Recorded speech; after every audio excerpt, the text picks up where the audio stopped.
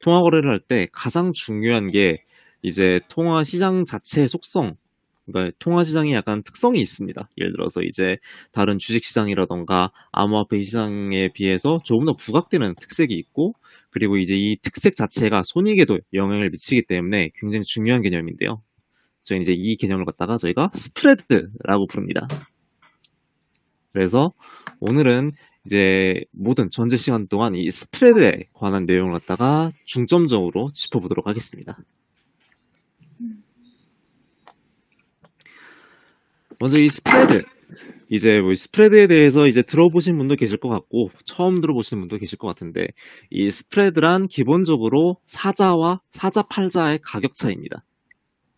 사자 팔자 가격 차이라고 했을 때 되게 좀 피상적으로 느껴질 수가 있을 것 같은데, 직관적으로 이렇게 이해하시면 됩니다.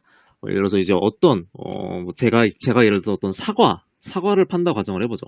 사과를 팔고 이 사과라는 게 시장에서 거래가 되고 있는데, 예를 들어서 이제 여기서 김성일님께서 사과를 갖다가 뭐 10원에 팔고 싶어 하십니다. 근데 반대로 사과를 갖다가 이제 한 뭐 7원에 사고 싶어 한다고 가정을 해보죠. 그러면은 사고자 하는 가격은 7원, 그리고 팔고자 하는 가격은 10원이 되니까 이제 3원의 가격 차이가 발생하겠죠. 사자 팔자 가격 차이가. 이 가격 네. 차이가 바로 스프레드입니다. 그래서 이런 스프레드 같은 경우에는 이런 이제 시장에서 거래될 때 사고자 하는 사람들과 팔고자 하는 사람들의 제시하는 호가 사이의 차이다.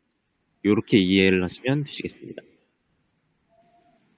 그리고 당연하겠지만 이 스프레드라는 것 자체가 각각의 이제 사고자 하는 가격, 팔고자 하는 가격의 차이이기 때문에 당연히 유동적이겠죠.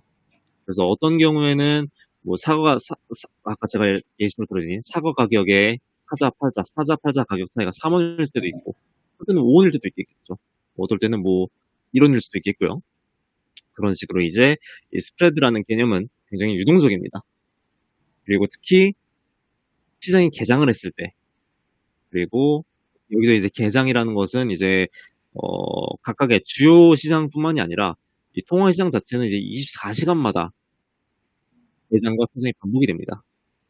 그래서 이 통화 시장이 한국 시간으로 오전 6시에 일일 개장을 진행을 하였을 때, 이때를 비롯하여서, 그리고 이제 주요 지표 발표, CPI라던가 아니면 비농지수라던가 이런 주요 지표가 발표가 될 때 이런 스프레드가 상당히 유동적으로, 상당히 큰 폭으로, 상대적으로 큰 폭으로 움직이게 됩니다.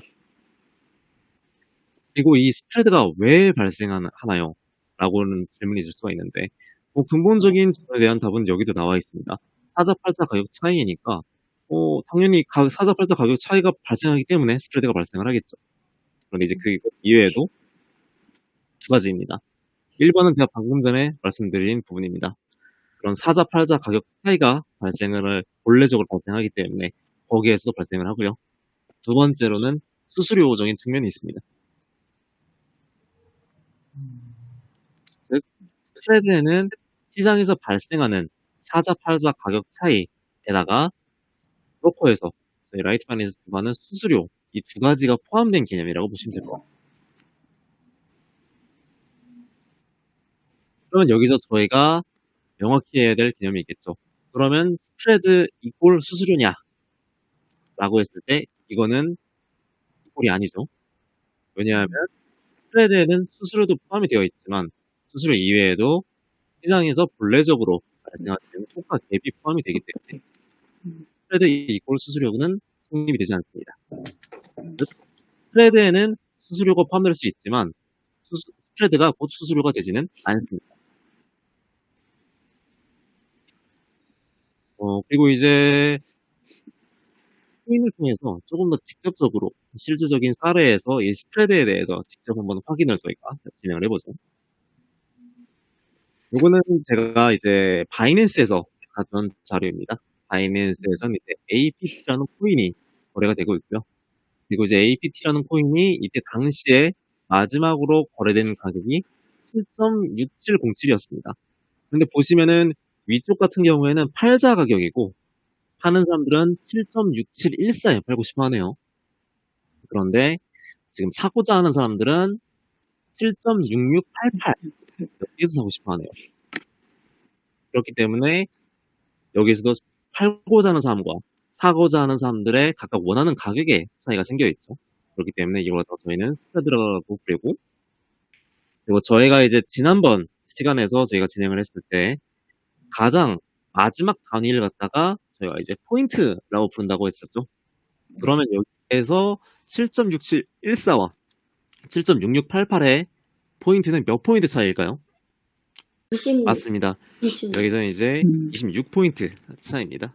그렇기 때문에 저희는 여기에서 26포인트만큼의 스프레드가 발생하고 있다. 이렇게 표현할 수가 있겠죠. 다만 이제 제가 방금 전에 스프레드에는 수수료가 포함이 된다고 그랬었는데 이 경우에는 이제 수수료가 별도가 되겠죠. 왜냐면 이제 코인 거래소 같은 경우에는 이제 수수료가 다 별도로 매기기 때문에 여기서 이제 수수료가 별도가 됩니다. 그래서 암호화폐라던가 아니면 뭐 주식시장 여기에서는 이제 따로 스프레드에 대한 정보를 제공하진 않습니다. 뭐 스프레드가 어떤 개념이고 아니면 지금 스프레드가 얼마 벌어져 있다 이런 거에 대한 정보 제공이 전혀 이루어지지가 않죠. 그러면은 이제 저희가 주로 거래하게 될 통화상으로 한번 넘어가 보죠. 지금 제가 가져온 자료는 이제 유로달러 차트이고요. 그리고 유로달러 차트에서 지금 오른쪽에 보시면은 지금 빨간색이랑 하얀색 띠지로 지금 표시된 가격이 보일 겁니다. 빨간색으로 지금 1.07838 그리고 하얀색으로 1.07825 이렇게 표시가 되어 있네요. 그러면은 여기서 저희가 빨간색을 이제 팔고자 하는 가격, 팔자 가격으로, 그리고 하얀색을 사자 가격으로 보면 됩니다. 그렇기 때문에 여기에서 사자 팔자 가격 차이, 즉 스프레드는 1.07838에서 1.07825 요거다가 뺀 만큼이 되겠죠. 네. 요거도 한번 좀 계산을 한번 해보죠. 자, 네네, 13이 많습니다. 그래서 여기에서는 13포인트만큼 차이가 나고, 따라서 13포인트만큼의 스프레드라고 저희가 부를 수가 있습니다. 그리고 제가 아까 말씀드렸던 것처럼 이 13포인트의 스프레드에는 수수료가 포함이 되어 있습니다. 네. 그리고 이제 가장 큰 차이점이 지금 보시면은 사자 팔자 가격이 차트에 지금 명확하게 나와 있죠. 지금 보시는 화면에서는. 네. 그래서 이런 통화 시장에서는 차트에서 시각적으로, 그리고 제가 바로 다음에 보여드릴 텐데 데이터적인 측면에서도 스프레드가 얼마가 나오고 있다라고 이제 종합시장에서도 구체적으로 스프레드에 대한 정보가 제공이 됩니다. 그리고 이제 또 한 가지 저희가 명심해야 될 점은 지금 여기서 저희가 알 수 있는 거는 차트에서 두 가지의 정보를 알 수 있다는 거죠. 바로 사자 가격이 얼마고 팔자 가격이 얼마다. 이게 두 가지 정보를 알 수 있죠. 그런데 주의해야 될 점이 하나 있습니다. 지금 현재가에 대해서는 사자 가격과 팔자 가격을 갖다가 지금 바로 볼 수가 있죠. 그런데 지금 제가 이제 화살표로 지금 표시된 부분, 과거의 어느 시점이죠. 이 과거의 어느 시점의 데이터 같은 경우에는 이런 과거의 데이터, 즉 차트 기록 같은 경우에는 매도 가격 기준으로만 즉 이제 표시가 되게 됩니다. 그러니까 이제 매도를 진행했을 때 진입이 되는 가격이니까 1.07825가 되겠죠. 네, 요거로만 기록이 되게 됩니다.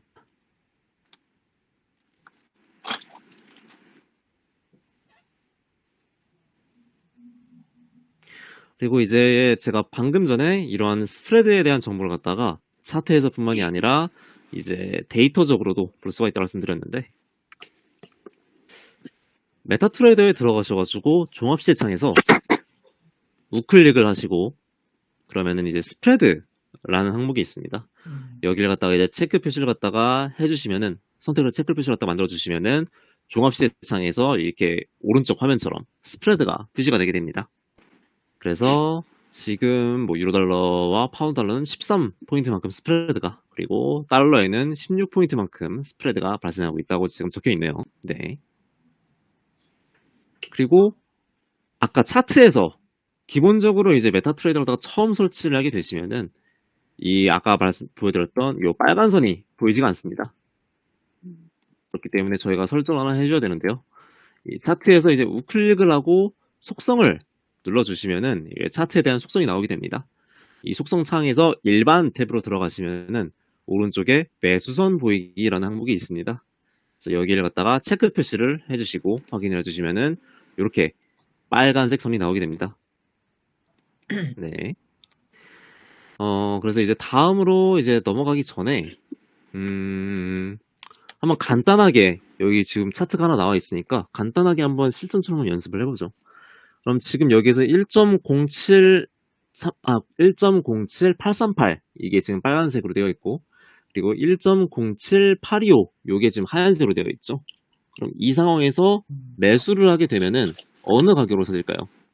저게 빨간색이 다른 사람들이 이제 팔고자 하는 가격이기 때문에 여기에서 매수를 하게 되시면은 1.07838 가격으로 이제 매수가 되게 되십니다.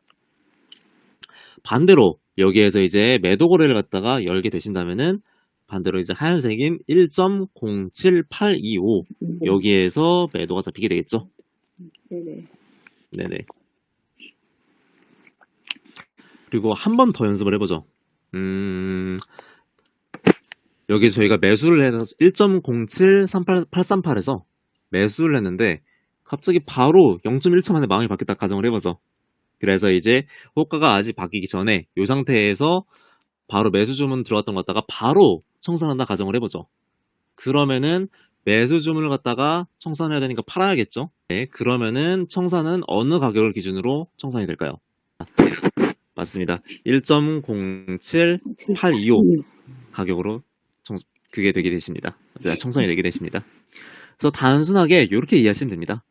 들어갈 때와 나갈 때의 기준 가격이 서로 반대이다. 이렇게 이해를 하시면 됩니다. 네. 네네. 그래서 만약에 이제 매수로 들어갔다면은 들어갈 때 매수 가격으로 들어갔다가 청산할 때는 매도 가격으로 청산이 되시겠죠. 반대로 숏 거래, 공매도 거래를 진행하게 되시면은 매도 가격 기준으로 포지션이 열리고 나올 때에는 매수 가격 기준으로 포지션이 닫히겠죠. 네네. 네, 요거는 제가 좀 이따가 한번 더 짚어드리겠습니다. 그래서 이제 스프레드 한 번 더 정리를 해보죠. 그래서 이제 스프레드란 어떤 거였죠? 호가의 가격 차이, 사주팔자 가격 차이 모두 맞습니다. 네. 그렇기 때문에 손익에 직접적인 영향을 주겠죠. 네. 왜냐하면 제가 방금 전에 말씀드린 것처럼 살 때 매수 거래할 때는 매수 가격으로, 그리고 매수 거래할 때 청산할 때는 매도 가격으로 청산이 되기 때문에 스프레드가 크다면은 그만큼 청산할 때 불리하겠죠. 반대로 스프레드가 조밀하다면은 그만큼 청산할 때 유리해지겠죠. 네. 따라서 손익에 직접적인 영향을 줍니다. 네. 제가 방금 전에 말씀드린 내용을 제가 한 번 더 적어 두었고요. 그래서 매수 포지션을 진입할 때 매수 가격으로, 그리고 매수 포지션을 갖다 청산할 때는 매도 가격으로 청산이 된다. 그리고 매도 포지션에서는 정반대로 매도 포지션을 진입할 때는 매도 가격 기준으로 진입이 되고 청산할 때는 매수 가격으로 청산이 된다. 네. 네. 제가 여기다 반복적으로 말씀드리는 거는 중요하기 때문에 그렇습니다. 네네. 네. 그러면은 이제 실전 예시처럼 하나의 가상 예시를 한번 들어보죠. 저희가 이제 유로 달러 매수 포지션을 갖다가 두 계약을 갖다가 저희가 들어간다고 가정을 해보죠. 그래서 매수 포지션 진입을 들어갔을 때, 두 계약을 잡았을 때 당시 호가가 1.00050이고 매도 가격은 1.00030이었다고 쳐보죠. 호가가. 그리고 저 포지션을 다 청산할 때 당시 호가는 1.00090이 바이 호가, 그 다음에 이제 셀 호가는 1.00075 매도 호가죠. 이렇게라고 가정을 해보죠. 그러면은 이 두 계약에 매수 포지션을 들어갈 때 호가는 어떤 거였을까요? 그렇죠. 매수 포지션 진입할 때 당시에 사자 호가가 1.00050이었으니까, 저기 팔자 호가가, 그렇죠. 그러니까 이제 사니까 1.00050으로 사시겠죠. 네. 그리고 요 두 계약을 갖다가 이제 청산을 했습니다. 정리를 했습니다. 그 당시 호가가 이제 바이는 1.00090이고 셀은 1.00075니까 그렇다면은 청산할 때는 어느 가격으로 청산이 될까요? 일단 1.00075 요 가격으로 이제 청산이 되게 되십니다. 그러면은 뭐 간단하게 한 번 더 계산을 해보죠. 그러면은 제가 두 계약을 거래를 했죠. 그리고 이제 살 때에는 1.00050으로, 그리고 팔 때 나올 때는 1.00075로 나왔죠. 그러면은 얼마만큼, 몇 포인트만큼의 수익을 본 걸까요? 포인트 기준으로 25포인트만큼의 그거죠. 그 수익을 받겠죠. 그리고 이제 제가 두 계약을 넣었으니까 달러 기준으로 손익을 잡았을 때에는 몇 달러 손익일까요? 50달러입니다. 네네. 그래서 이제 이런 식으로 이제 스프레드까지 고려를 해서 저희가 이제 손익을 계산할 줄 알아야 됩니다. 그럼 이제 간단하게 이제 스프레드에 대해서 정리하는 퀴즈를 한번 제가 진행을 해보겠습니다. 첫 번째 문제입니다. 스프레드는 주식과 암호화폐에서는 아예 발생하지 않는다. 정답일까요? 아, 맞는 말일까요? 발생합니다. 제가 아까 예시로 보여드린 것처럼 주식이라던가 암호화폐에서는 스프레드에 대한 정보를 직접적으로 제공해주지 않기 때문에 알아채기 어렵지만 시장에서 본래적으로 발생하는 호가 차이 때문에 스프레드가 발생을 하게 됩니다. 네. 두 번째입니다. 스프레드는 변한다, 변하지 않는다. 제가 아까 말씀드렸던 것처럼 스프레드는 이제 시장에 반영이 되기 때문에, 그리고 이제 스프레드 같은 경우에는 시장 상황에 따라 항상 변하기 때문에 이제 스프레드는 항상 이제 변동을 하게 되겠죠. 그리고 특히 어느 시점에 가장 많이 변동한다고 제가 아까 말씀드렸죠? 개장 직후입니다. 그래서 이제 그 개장 직후, 일 개장 직후 오전 6시부터 오전 7시 정도, 이때 이제 스프레드가 굉장히 넓게 그리고 빠르게 변화할 수 있고요. 그리고 주요 경제 지표의 발표 직전과 직후에도 스프레드가 마찬가지로 벌어지게 됩니다. 그리고 세 번째입니다. 통화거래에서 스프레드에는 수수료가 포함되어 있다? 통화거래에서 스프레드에는 수수료가 포함이 되어 있습니다. 그리고 마지막입니다. 스프레드에는 손익 계산에 영향을 준다? 주지 않는다? 주겠죠. 그래서 이제 스프레드 같은 경우에는 이제 시장 상황이라던가 특히 주문과 손익 둘 다에 영향을 주게 됩니다. 예를 들어서 제가 조금 있다가 예시를 하나 또 보여드릴 텐데, 이 스프레드가 가장 큰 영향을 주는 게 바로 체결과 관련된 여부입니다. 예를 들어서 이제 손절을 갖다가 충분히 멀리 떨어뜨려 놨다고 생각을 하는데, 스프레드 때문에 오히려 그렇지 않은 경우, 특히 개장 직후 스프레드 때문에 충분하지 않은 경우가 종종 발생하기도 합니다. 그래서 요거는 제가 바로 그 메타트레이더 플랫폼을 통해서 예시를 보여드리겠습니다.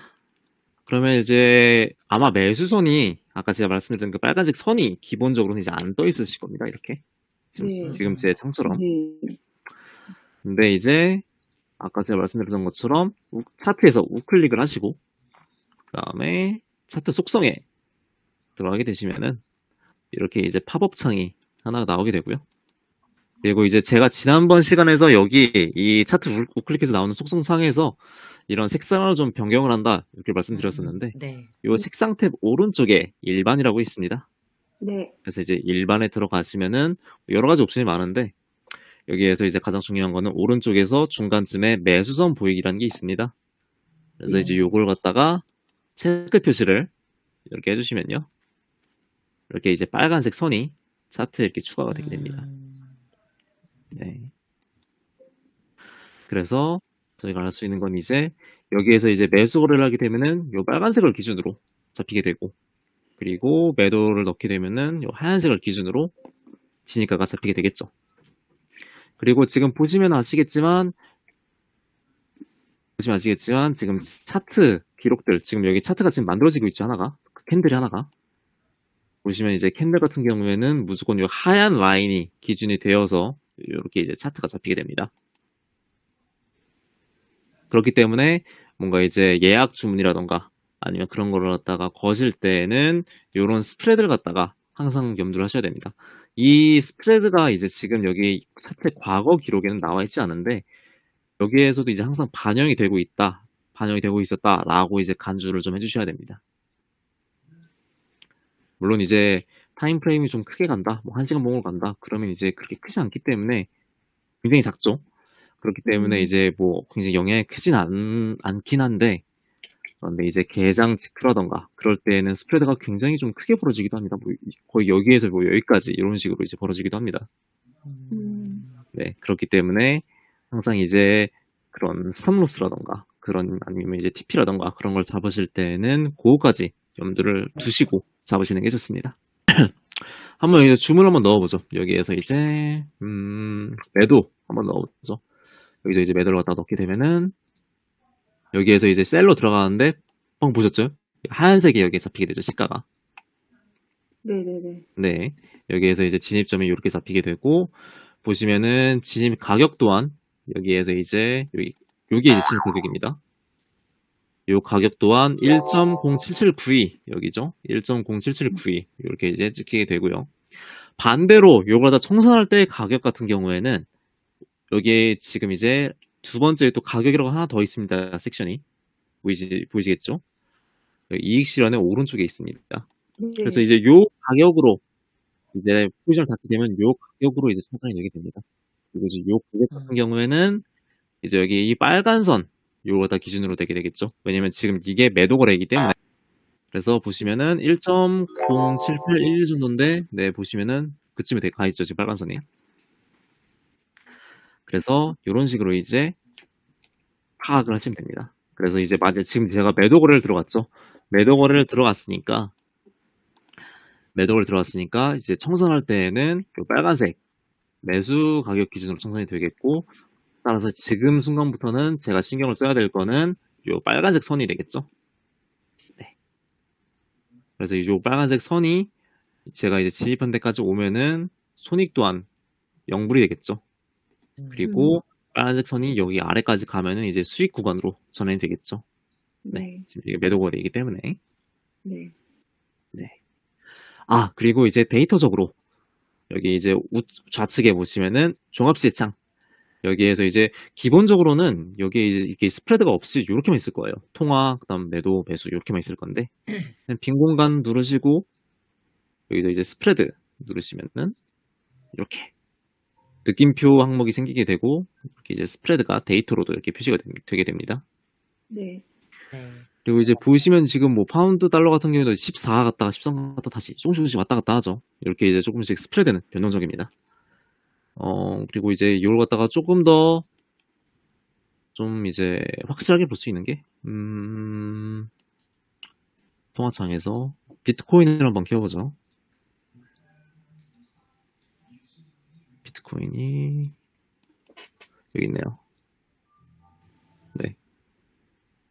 스프레드 그래서 이제 여기네요. 코인, 그렇죠. 비트코인 같은 경우에도 가장 마지막 자리 0.01불짜리 여기를 기준으로 이제 이렇게 스프레드가 표시가 되게 됩니다.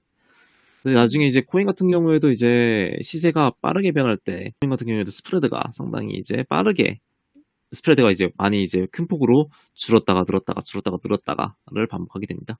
뭐 지금이야 이제 그 아시아 기준으로 오전 시간이기 때문에 이제 뭐 큰 변동이 나오진 않긴 하는데 뭐 이제 다른 것도 한번 추가를 해보죠. 뭐 이제 다른 코인들도 보시면은 이제 이런 식으로 스프레드가 이제 다 나오게 되죠. 네, 이 호수는 좀 크네요. 이거는 제가 지우도록 하겠습니다. 그리고 이제 뭐 다른 그런 이제 뭐 지수라던가 이런 것도 이제 다 여기에서 이제 모든 스프레드 정보는 여기에서 이제 다시 표시가 되게 되고 이 스프레드의 표시 단위는 제가 아까 말씀드렸던 것처럼 포인트 단위, 즉 호가에서 가장 마지막 자리를 기준으로 해가지고 표시가 되게 됩니다. 네. 아니면 이제 뭐 여기에서 F9나 세주문 눌러서 이런 창에서 주문을 하시거나 이거는 다 스프레드 적용은 다 마찬가지로 됩니다. 지금 보시면은 주문창에서 여기 조그만한 차트가 하나 또 떠있죠. 같은 경우는 이제 틱 차트입니다. 네. 뭐 초나 이런 단위가 아니라 틱 단위로 이제 기록이 되는 차트인데 네. 보시면 빨간색, 파란색 이렇게 아예 구분이 되어 있죠. 네. 네네. 그래서 이제 매수를 하게 되면 이제 빨간색으로, 매도를 하게 되면 파란색 기준으로 들어가게 되고 그리고 좀 더 정밀하게 보여주기 위한 장치라고 보시면 될 것 같습니다. 아, 지정가를 해도 발생합니다. 그쵸. 스프레드 차서 차이가 최소화될 때 들어가시면 되는데 근데 이제 그게 최소화가 된다는 게 네. 이제 그것도 한계가 있습니다. 왜냐하면 이제 스프레드 자체에는 수수료가 네. 포함이 되어 있기 때문에 아, 대적으로 발생하게 되는 그런 갭 네. 차이도 발생할 수밖에 없고요. 여기서 우클릭 종합시장에서 각각의 이제 종목이 있죠. 그래서 이제 U달러 해보죠. U달에서 우클릭을 하고 네. 특성 설명이 들어갑니다. 네. 그러면은 창이 하나 이렇게 뜨게 되는데요. 네, 특성 설명입니다. 보시면 이제 여기 통화 정보 특성을 누르면 이게 각각의 이제 그 상품에 대한 상세 스펙이 이렇게 나오게 됩니다. 그래서 이제 네. 계약 단위가 얼마고 뭐 이제 뭐 어, 거래 가능 시간이 언제고 이제 이렇게 다 나옵니다. 이렇게 보시면은 일요일과 토요일 제외하고는 00시부터 24시까지 물론 서버 시간입니다. 네. 이렇게 다 나오게 되는데 여기서 보시면은 수업이란 게 있어요. 수업 네. 유형 있고 수업 롱, 수업 숏이 있습니다. 네.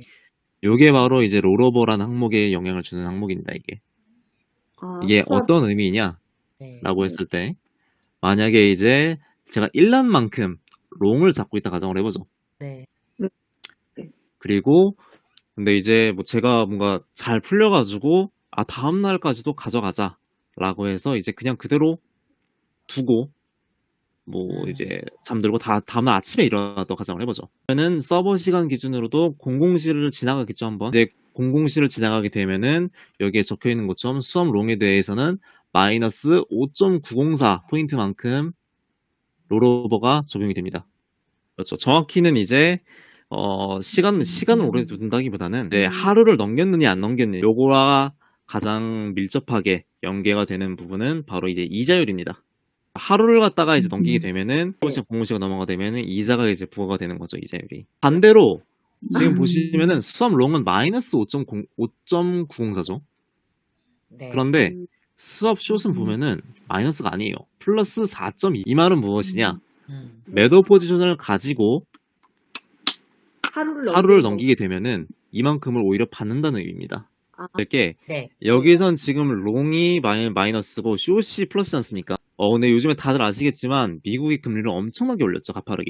근데 이제 유로 같은 경우에는 유로 그쪽 같은 경우에는 EU 같은 경우에는 금리를 많이 올리질 못. 그래서 이제 유로권역 금리가 이제 대략 한 2.5% 정도 수준이고 2.5에서 3% 정도 수준인데 그에 반해서 달러 같은 경우에는 연준 환율 기준으로 했을 때 대략 5%가 넘어가거든요. 그렇기 때문에 달러의 이자율이 더 높은, 달러의 금리가 더 높은 상황이죠. 그렇기 때문에 여기에서 지금 제가 예시로 들었던 게 유로 달러 페어인데 만약에 여기서 매도를 하게 되면은 유로를 갖다가 팔아서 달러를 사는 게 되죠. 근데 달러의 이자율이 더 높기 때문에 오히려 이자를 더 받게 되시는 겁니다. 반대로 여기에서 매수를 하게 되면은 달러를 희생을 해서 유로를 사게 되는 거죠. 네. 그런데 유로는 금리가 더 낮은 통화상이기 때문에 오히려 이자 비용을 갖다가 지불을 해야 되는 거죠. 또 말씀드린 이유가 어떤 통화상들 같은 경우에는 달러가 앞에 있는 지금 제가 예시로 드리는 유로 달러는 달러가 뒤에 반대로 달러에는 달러가 앞에 있습니다. 그래서 반대예요. 이제 보시면은 달러엔 들어와서 보면은 일본 엔화는 그 제로로 유명하죠. 아직도 제로죠. 그러다 보니까 롱을 했을 때 엔화를 희생을 해서 달러를 사면은 11만큼 받죠. 11.263만큼. 그래서 여기서는 숏을 하게 되면은 달러를 희생해서 N을 사게 되는 건데 N과 달러의 금리차가 어마어마하니까 이제 이런 식으로 이제 마이너스. 보시면 이제 뭐 파운드 같은 경우에도 이제 이제 유로보다는 좀 금리가 높거든요. 보시면 이제 롱 했을 때 마이너스 찍히는 게 좀 덜 나죠. 그런 식으로 이제 정해지게 됩니다. 네네. 그래서 이제 여기 롤오버 항목 같은 경우에는 제가 방금 전에 말씀드린 그런 수학과 관련된 이제 정산이 여기에 표시가 된다고 보시면 됩니다. 그래서 이제 롤오버 항목에 적히는 거는 마이너스일 때도 있고 플러스일 때도 있겠죠. 네네네. 요렇게 보시면 됩니다. 그리고 이제 당연하지만 여기 보시면은 제가 몇 개 더 읽겠습니다. 보시면 이제 각각의 손익창에 보시면은 요 포지션별로도 이제 여기에 손익이 나와 있고 그리고 요걸 갖다가 총합한 토탈이 여기 나와 있죠. 마이너스 44가. 네. 그런데 여기 이제 수업 같은 경우에는 롤오버 여기 나오는 요 항목 같은 경우에는 요 오른쪽에는 합계가 안 됩니다. 오른쪽 같은 경우에는 순전하게 가격의 차익에 대한 손익만 표시가 됩니다. 각각의 포지션에 대해서는. 네. 그런데 이제 가장 아래에 여기 회색 부분에 토탈이 된 부분 여기에는 이 가격의 움직임에 따른 손익에다가 더해서 롤오버까지 수업 비용까지 고려가 돼서 여기에 이제 합산이 되게 됩니다. 그래서 요거는 알아두시면 좋습니다. 네. 그래서 이제 수업에 대한 내용은 수업 관련해가지고 뭐 조금 더 말씀드리겠습니다. 말 나온 김에.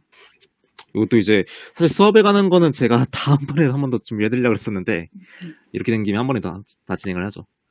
이제 수업 같은 경우는 제가 아까 말씀드릴 때 이제 하루를 지날 때 여기 공공시를 지날 때 부과가 된다고 제가 말씀드렸습니다. 그런데 주의하셔야 될 점이 있습니다. 이제 요건 이제 은행과 좀 관련된 이야기인데 은행과 관련된 것들, 특히 이제 금리라던가 채권이라던가 이러한 상품 같은 경우에는 이제 저희가 클리어링이라고 표현을 합니다. 정산이라고 그러는데 그 정산이 되는 게 이틀 후에 됩니다. 아, 이게 되게 요즘에는 이제 안 그래도 되는데 옛날에도 그래서 관습적으로 따라가는 거긴 하거든요. 그래서 이제 모든 거래에 대한 정산은 금리에 관한 정산은 T+2 이틀 후에 보이네요. 달력을 봤을 때 수요일에서 목요일로 넘어가는 밤이 있죠. 이때 7에서 8일 사이라 해보죠.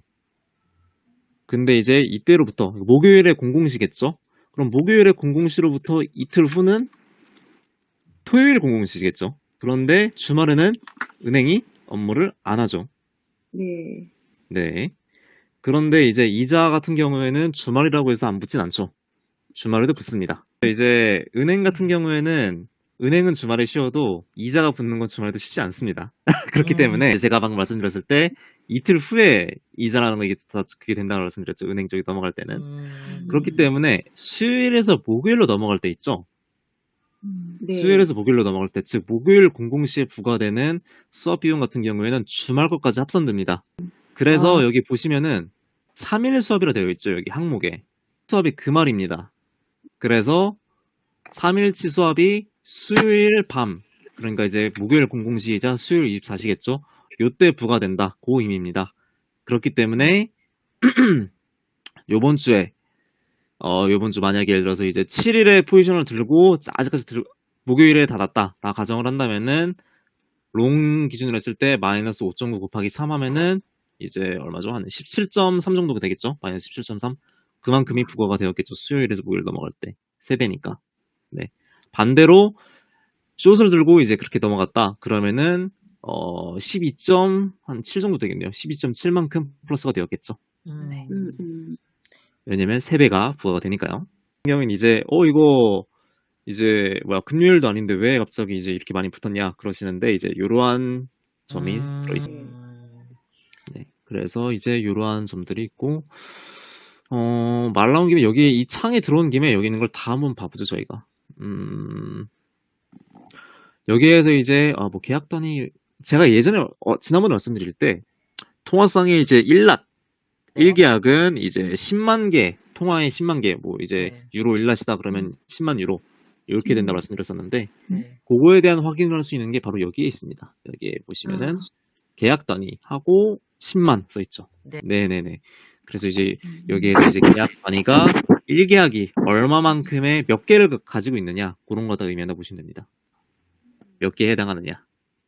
그리고 여기에서 거래 시간 같은 경우에는 뭐 이제 월요일, 화요일 여기 다 동일하니까 그냥 무시해도 되시고요.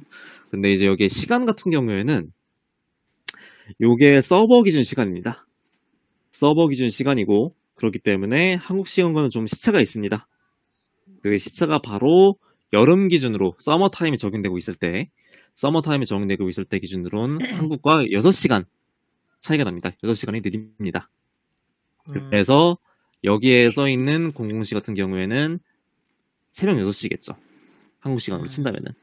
네. 근데 이제 서머 타임이 아닐 때, 뭐 겨울일 때죠. 겨울일 때 같은 경우에는 6시간에서 플러스 1을 더해줘서 7시간. 이렇게 차이가 나게 됩니다. 그리고 아까 제가 말씀드릴 때 그 10만 개에 관해 말씀드릴 때 여기에서 계약 단위를 보면 된다 말씀드렸지 않습니까? 그런데 이제 요게 요걸 가보죠. 비트코인이랑 그리고 뭐가 있을까요? 네, 여기에서 크루드 오일 여기 있네요. 네. 크루드 오일이랑 네. 나스닥으로 해드려도 되겠네요. 네, 그렇게 해보죠. 그러면은 일단 여기 비트코인 추가했으니까 비트코인 넣어보죠. 여기서 비트코인을 특성 설명 들어가 보게 되면은 여기서 계약 단위가 1로 돼 있네요. 그러면은 비트코인 1낫은 1개겠죠? 네. 비트코인 1개에 해당을 합니다. 계약 규모가. 그리고 거래 시간 같은 경우에는 이제 월화 수목 금토까지는 하루 종일인데 일요일 같은 경우에는 약간 좀 띄워져 있죠. 2시간 정도의 점검이 있습니다. 저희 라이트 같은 경우에 한국 시간으로 일요일 오전 9시부터 오전 11시까지 2시간 동안은 잠깐 점검에 들어가게 됩니다. 5일은 지금 보시면은 계약 단위가 10이죠. 네. 그러면은 10개만큼 1계약을 사게 되면은 이 5일 10개가 세진다. 이렇게 보시면 되겠죠. 거래하시는 입장에서 나가는 이제 비용 동일한데 다만 이제 수수료가 어떻게 부과되냐 요 차이라고 보시면 됩니다. 네.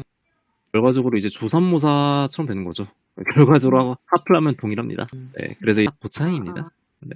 근데 이제 요렇게 이제 스프레드에 모두 포함이 되게 되면은 손익을 계산하는 게 훨씬 쉽죠. 그래서 이제 통화를 거래하시는 분들 같은 경우에는 통상적으로 이런 이제 스프레드에 다 모두 포함이 되어 있는 방식을 더 많이 사용을 하십니다. 코인은 그 예를 들어서 이제 해외 거래소, 바이낸스 같은 거 있지 않습니까? 바이낸스도 있고 이제 뭐 바이빗도 있겠죠? 이제 여러 가지 거래소가 있는데 보시면은 가격이 아주 조금씩 차이가 나긴 합니다. 근데 이제 바이낸스와 거의 동일합니다. 거의 비슷합니다. 바이낸스와. 수수료 같은 경우에는 코인은 좀 특이합니다. 코인은 이제 다른 일반적인 거래소들처럼 퍼센트 단위로 부과가 됩니다. 한번 넣어보죠. 그냥 기준을 뭐 0.5라 정도 넣어보죠. 그래서 이제 비트코인을 하면은 보이시죠? 수수료가 마이너스 15.84 이렇게 찍힌 거. 네네. 이렇게 해서 이제 그 스프레드는 시장에서 발생한 사슬팔자만 반영이 되고 수수료는 제외를 하고 그렇게만 이제 스프레드가 나오게 되고 그 다음에 이제 고정 수수료 같은 경우에는 퍼센테이지로 다른 이제 일반적인 뭐 바이낸스라던가 뭐 이제 뭐 업비트라던가 이런 데처럼 레버리지와 수수료는 관계가 없습니다. 수수료는 오직 얼마만큼 큰 규모의 주문을 내냐 요거에 따라 달라집니다. 통화상 자체의 수수료가 높다기보다는 레버리지 1대1로 하시든 1대1000으로 하시든 예를 들어서 이제 1라당 수수료가 10이라고 가정을 해보죠.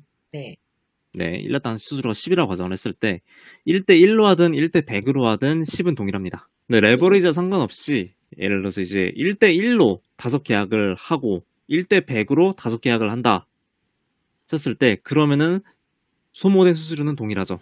계약수가 동일하니까. 실질적으로 이제 코인 거래소들 같은 경우에는 수수료가 한 0. 뭐 다 다르긴 한데 뭐 0.5 한 1% 정도, 1에서 0.15% 정도 비트맥스 같은 경우에는 그 정도가 부과가 되거든요.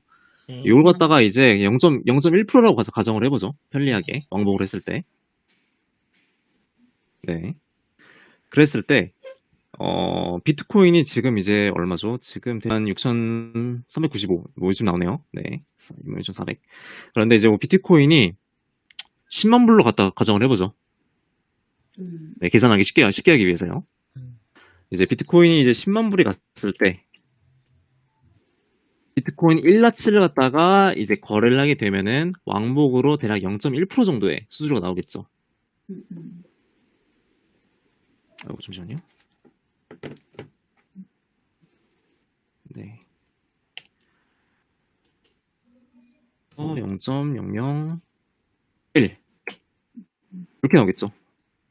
만약에 이제 비트코인이 10만 불에 갔을 때 비트코인 1낫을 갖다가 비트코인 1개를 갖다가 샀다 가정을 해보죠. 그러면은 지금 일반적인 그걸 기준으로 했을 때는 이제 0.1% 정도 왕복 기준입니다. 왕복으로 했을 때 이렇게 하면은 100불 정도의 수수료가 나오겠죠. 제가 아까 말씀드렸을 때 통화상 같은 경우에는 이제 1계약이 거의 10만 불 언저리 되겠죠. 이제 통화상 그 페어에 따라 다르겠지만 그래서 이제 이것도 계산 편의를 위해서 10만 불이라 가정을 해보죠. 10만 통화라 가정을 해보죠. 그랬을 때 10만 1라스 갖다가 거래를 했을 때 이제 부과되는 수수료가 대략적으로 이제 10 언저리가 되겠죠. 그러면은 또 네네. 그럼 이걸 갖다가 이제 반대로 계산을 하게 되면은 이렇게 되겠죠. 그러면 수수료 비율이 0.01%가 나옵니다.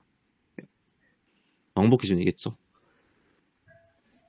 그렇기 때문에 이제 아까 말씀하셨을 때 이제 크립토에 비해서 이제 통화상이 조금 더 비싸신 것 같다 말씀하셨었는데 반대로 크립토에 비해서 통화상의 수수료가 10분의 1 수준인 겁니다. 이제 고정수수료로 빠지냐 아니면 이제 그냥 그 스프레드에다 반영되냐 요거에 따라서 좀 체감 때문에 그러실 수가 있긴 한데 네. 엄밀하게 이렇게 계산을 해보시면은 크립토에 네. 비해서 이쪽 통화상 쪽이 수수료가 압도적으로 낮습니다. 코인 쪽이 오히려 수수료가 좀 많이 센 편입니다. 라스에 포함이 안 된다는 게 두 가지 의미가 있을 수가 있거든요. 어떤 의미로 말씀하신 걸까요? 그걸 갖다가 이제 거기에서 거래량 채울 때 거기에만 이제 카운팅이 안 되시는 거죠. 그리고 이제 뭐 말 나온 김에 또 하나 더 이제 말씀드리겠습니다. 지금 여기에는 요건 지금 데모라 가지고 크레딧이 없는데 이제 크레딧이 있으신 경우에는 여기에 뭐 신용으로 해서 표시가 되시겠죠? 네. 수가 있습니다. 고객이 예를 들어서 처음에 예를 들어서 이제 1,000불을 입금을 하셔가지고 네. 300불을 갖다 크레딧을 받아 가정을 해보죠. 네. 그런데 이제 고객분께서 이제 뭐 대규모 좀 손실이 나셔가지고 이제 뭐 잔고가 거의 뭐 한 5불 한 50불 정도 남았다 가정을 해보죠. 근데도 이제 크레딧이 300불이 남아 있겠죠. 네. 그런데 이제 그 상황에서 만약에 이제 통화상 1낫을 갖다가 지금 이게 레버리지가 몇인지 기억이 안 나는데 1도 500이네요. 네, 1낫을 갖다가 이제 그분이 거래를 여신다 가정을 해보죠. 여기에 보시면은 지금 증거금이 215만원 써있죠. 여기에서 이제 1낫을 내었는데 증거금을 갖다 215.6만큼 사용했다는 겁니다. 네. 네. 근데 이제 아까 제가 말씀드렸을 때 그분의 본인 자금은 이제 50불 정도밖에 안 남았고, 네. 근데 이제 크레딧이 300불 남은 상태이죠. 그러면은 이제 이게 주문이 열리긴 합니다. 그 주문을 열 때 사용된 증거금이 오로지 그 해당 고객분의 본인 자금뿐만이 아니라 크레딧까지 포함이 돼서 열린 거죠. 네. 네. 그렇기 때문에 해당 거래에 대해서 리베이트가 지급은 해당 거래 전체에 대해서 그 볼륨 계약수에 대해 전체에 지급되는 게 아니라 일부로만 상정을 하고 간주를 하고 일부만 지급이 되게 됩니다. 해당 케이스 같은 경우가 하나 있습니다. 진행하실 때 이제 양방향이 완전히 그거 됐을 때 이렇게 되면 이제 단순하게 산술적으로 계산하면 2가 되죠. 그런데 이제 바이와 셀이 동률이므로 하나만 인정이 되겠죠. 절반. 네, 그렇게 보시면 됩니다. 그래서 이제 여기서 이제 111로 이게 동률인 경우에는 한쪽만 보너스 쪽에 인정이 된다. 보너스 거래량 쪽으로. 이렇게 이해를 하시면 됩니다.